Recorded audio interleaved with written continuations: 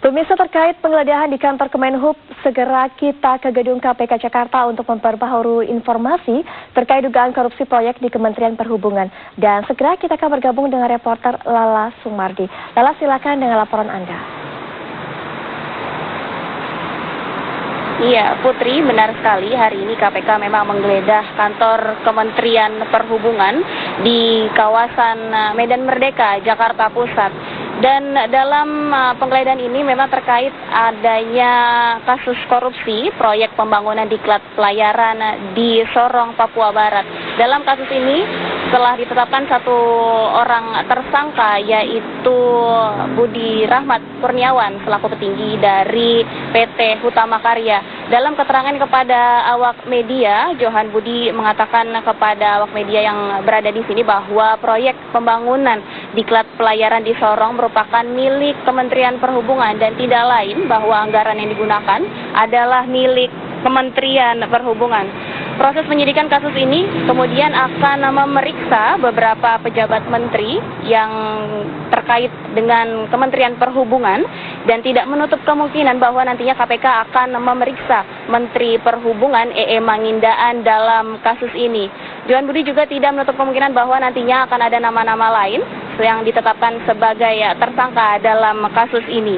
Kerugian keuangan negara yang diakibatkan atau yang ditaksir dari kasus ini adalah sementara berjumlah 24,2 miliar rupiah.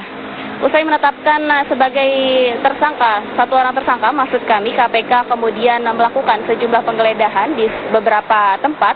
Selain di Kementerian Perhubungan Jakarta Pusat, KPK juga menggeledah kantor pusat PT Hutama Karya, Jalan MT Haryono, Jakarta Timur, kantor PPSDM Perhubungan Laut, Jalan Merdeka Timur, Jakarta Pusat, kantor PT Hukum Karya, Jalan Iskandar Syah, dan juga rumah Budi Rahmat Kurniawan yang ditetapkan sebagai tersangka di kawasan Serpong, Tangerang.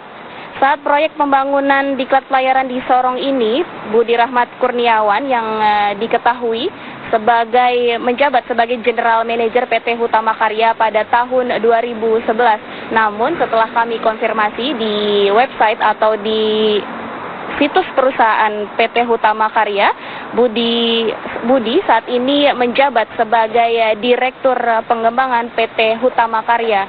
Selain itu, informasi lain yang dapat kami sampaikan bahwa hari ini juga KPK memeriksa mantan Sekjen ESDM Haryono Karno terkait dengan praktik pemerasan yang dilakukan oleh Jerwasik dalam tubuh Kementerian ESDM.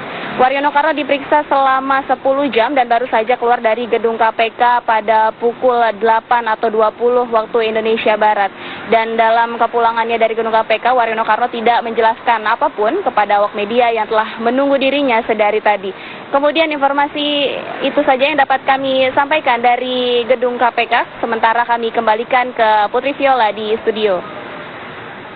Ya, terima kasih Lala atas laporan Anda. Dan selanjutnya pemirsa, pengunduran diri Wakil Gubernur DKI Jakarta Basuki Cahayapurnama